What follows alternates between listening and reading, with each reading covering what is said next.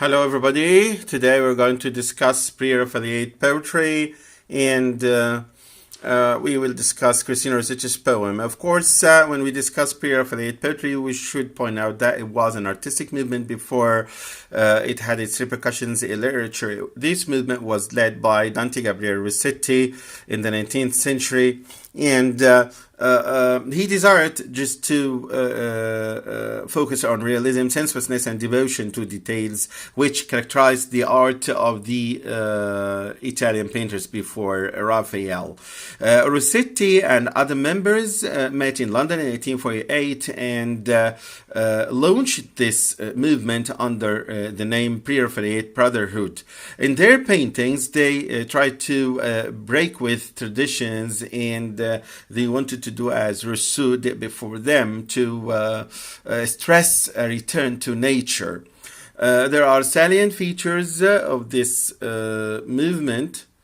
We have more or less 6 salient features. The first one is break with tradition. As I told you, that they tried to break with tradition.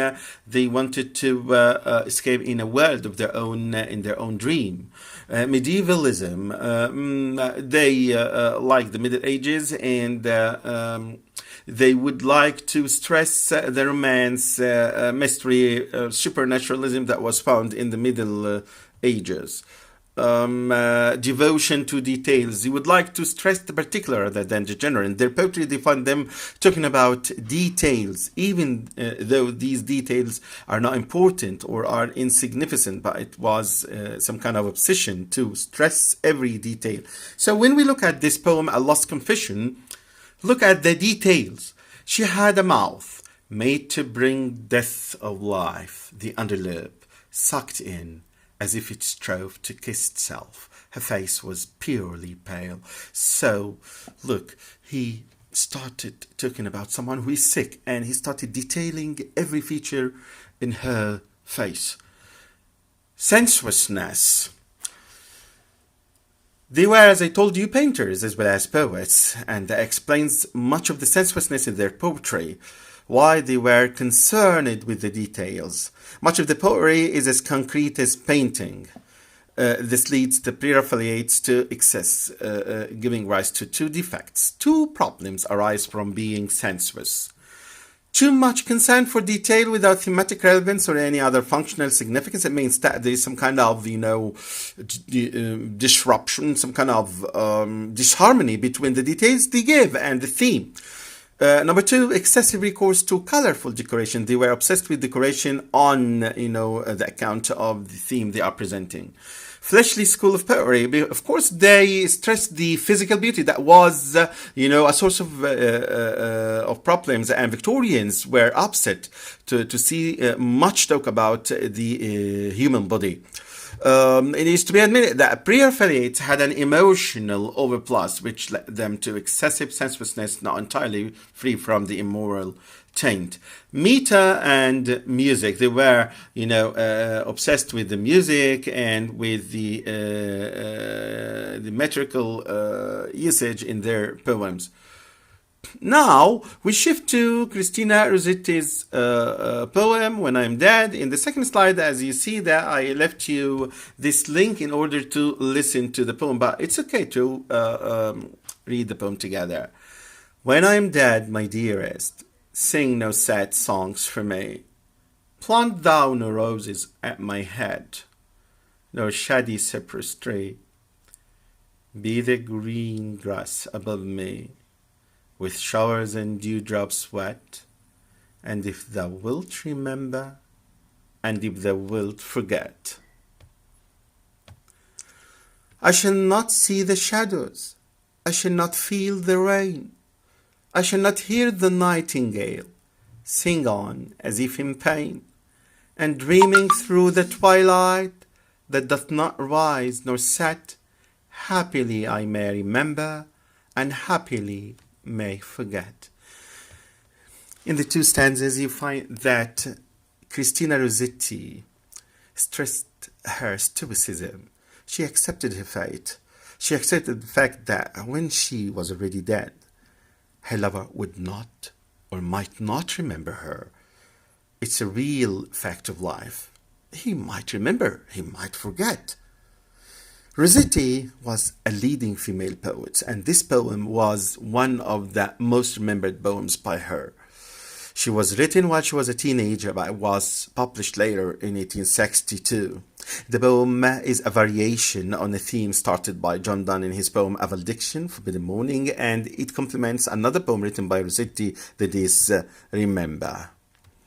In the first stanza, as you see here, the speaker asks her beloved that when she dies, she does not want him to cry or weep a dirge or sing sad songs over her grave or put flowers or plant trees. Why? Because she's not there to just share these feelings with him. She told him that it's okay, nature will do. The rain and the dewdrops will be enough for her. In the second stanza, the speaker explains why she's fussed about what her beloved does to remember her after she's died. She'll not be there, as I told you. She'll not be there to see the rain or to even to listen to the nightingale singing over there. She was already dead. She was there, and she herself might not remember him. And here again, there is an implication that she did not believe in the afterlife. She did not believe in the afterlife because she, said that she was not concerned with what the beloved, with what the lover would do for her, and she would not be there even to share with him. And she wanted to convey a certain message, that is, the message of having an afterlife, and that when we are dead, we can just watch over our beloved ones, is a fake thing. She did not believe in this, and she did not want people to believe in this, as you see here. Life is life for her.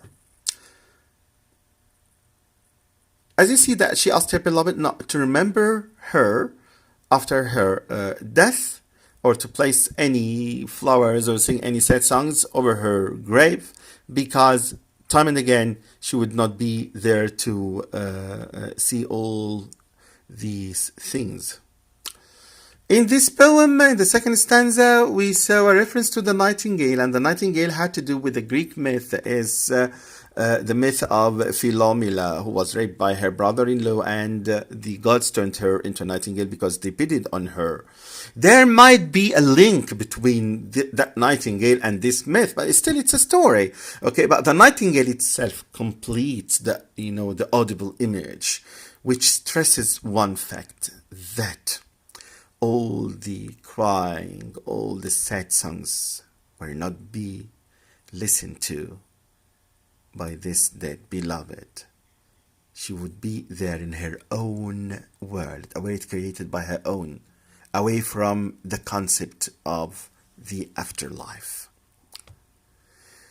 This poem is a remarkably accomplished song for Christina Rossetti to have written while still in her teens. Of course, she was very young to write such a kind of, deep poem.